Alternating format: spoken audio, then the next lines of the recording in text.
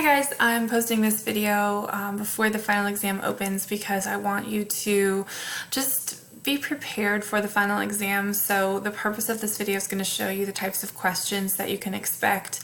I'm going to open the actual final exam, so I don't think you'll be able to see any of this content here. I will open the final exam on Monday, starting right at midnight, and it will be open until Tuesday, July 30th at 11:59 p.m. After that, it will close and you won't be able to take it anymore, or if you are currently working on the final exam at 11:59 p.m., it will close and submit whatever you have finished. So just make sure that you give yourself plenty of time. The final exam is I think like 24 questions, and I would give yourself a solid hour to take the final exam. If you foresee that you're going to be like really jumping around and doing a lot of looking in your textbooks or in your notes or at other videos throughout the course, I'd give yourself a couple of hours to complete the exam. I fully expect and encourage you to look at notes and to look at information that you have access to, whether that's past quizzes, whether that's your study guide, whether that's answered videos, whatever. It's fine to look at that stuff. I've created the quiz or created the final exam with the understanding that you probably are going to. So I'm telling everyone that because there might be some students that would feel nervous about doing that, and there are going to be other students that are happy to do that. So I'm just telling everybody it's fine to use what you have access to help you do well on the final, because I don't think anyone would ever format anything without checking a reference guide. So why memorize that stuff? So okay, what I'm going to do here is just kind of walk you through a document that I created that explains the 8 sections of the final exam. The first 4 sections are MLA format. The second 4 sections are APA format. Within the MLA, you're going to have to do multiple choice questions on which is the correct in-text citation. Then you will have to create correct in-text citations yourself. Then you'll have to create a correct not in-text citation, a correct works cited page citation from the PDF of a book. And then you will have to identify basic MLA header formatting errors and explain how you would fix those. The same is the case for APA. First, it's multiple choice in-text citation, then it's creating your own in-text citation, then it's creating an APA reference from the information you will have in a PDF, and then it's correcting an APA formatted header. So if you can do in-text citations, references of books in APA format, and both APA and MLA, and APA and MLA headers, you're gonna nail the quiz, or the final exam. You'll do great. So here are some example questions and some more information. Section 1, again, I ask that everyone starts with MLA. If you want to start with the APA and jump back to MLA, you certainly can. But section 1 is going to ask you a question that gives you 2 different options for in-text citations, and you have to pick which one is going to be correct. You will have the information you need from the MLA citation. You will know which page the student would be citing from, and then you'll have this question: which in-text citation is correct? You'll have to decide what is the difference between A and B, and based on that difference, you'll have to pick the correct answer. So is it going to be A? Is it going to be B? What is correct? Section 2 is the same thing regarding in-text citations. However, this time you have to create them yourself. Now, the most important thing to know with section 2, and this goes for MLA format and for APA, I'll restate this in a minute, but I want you to assume that no source information is used in the lead-in phrase. So what that means is, if I look at this information, something like "according to the author" would begin some quoted or paraphrased material.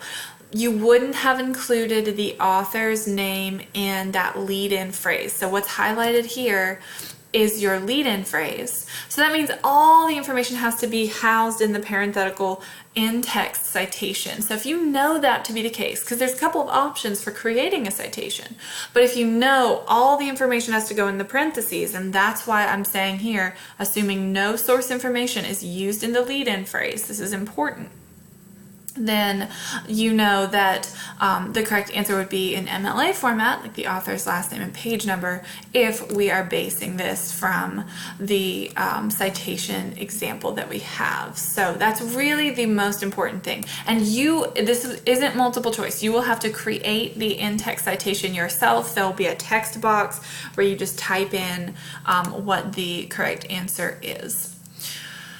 Some questions might be, will I need to put the parentheses? Will I need to put the period? As long as you have what goes inside the parentheses correct, that's fine. If you want to just double up and put the parentheses, if you want to triple up and put the parentheses and the period, that's fine. Just, as long as what's inside the parentheses you have there is going to be good.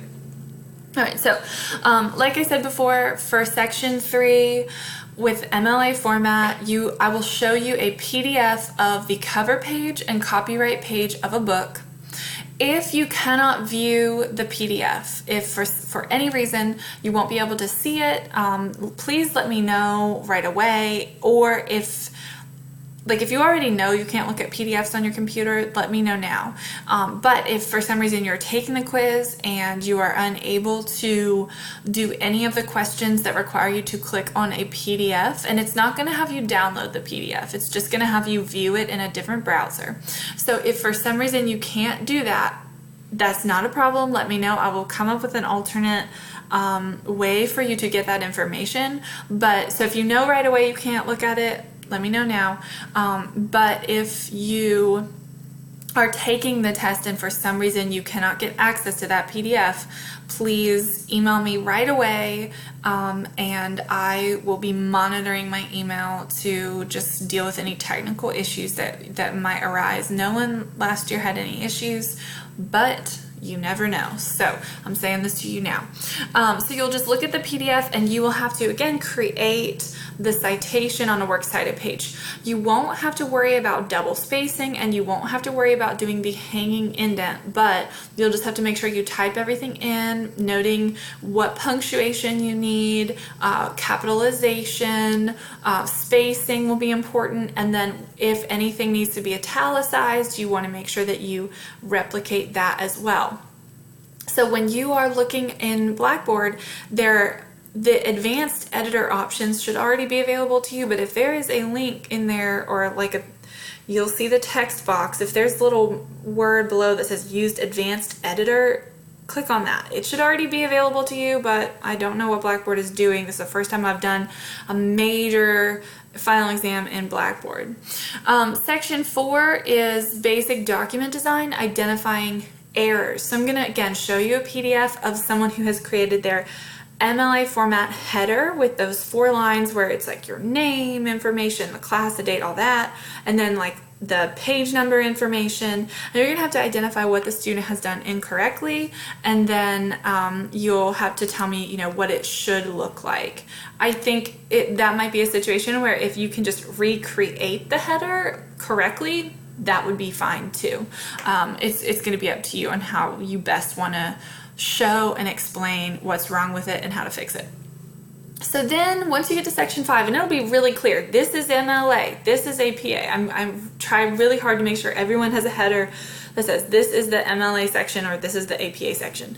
So once you get to the 5th section, you'll be in APA format, and everything you just did, you'll have to do all over again, but with APA stuff. So first things first will be multiple choice in-text citation. Again, you'll be given the reference for the APA source, and you'll be asked which in-text citation is correct, and you'll have to look at the 2 options, remember what's the difference between A and B, and then find the correct answer.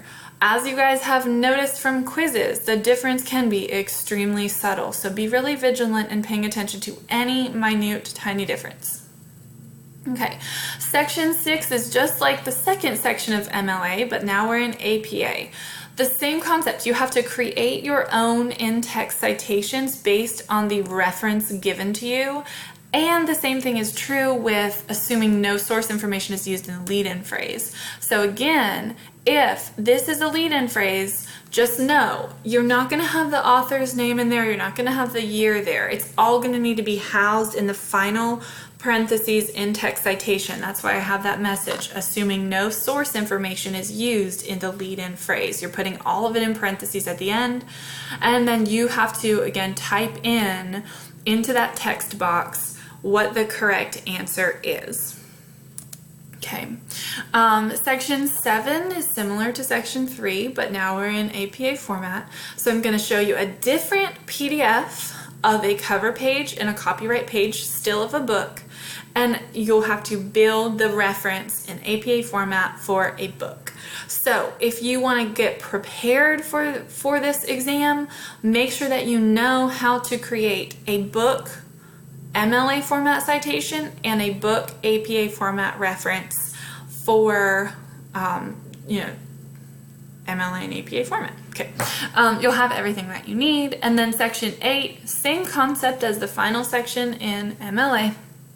I'm going to show you a first page header. So not a second page header, but a first page header of APA format.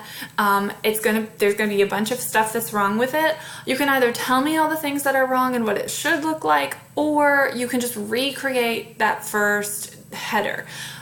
Not the whole cover page, just the header, just what's in the top margin of APA format. So you don't have to worry about the name, the title, your name, and the college information. That's not going to be shown.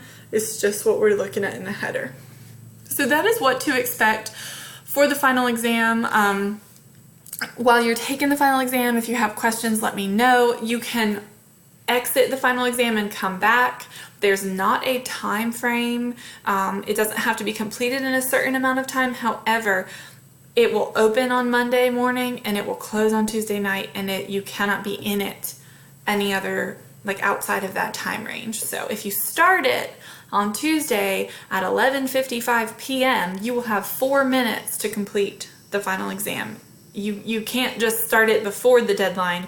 You have to finish it before the deadline. So that is everything I want to tell you about. I'm posting this video early. The final exam will not be available until Monday, but this will at least give you some kind of preview for it as you're getting everything ready.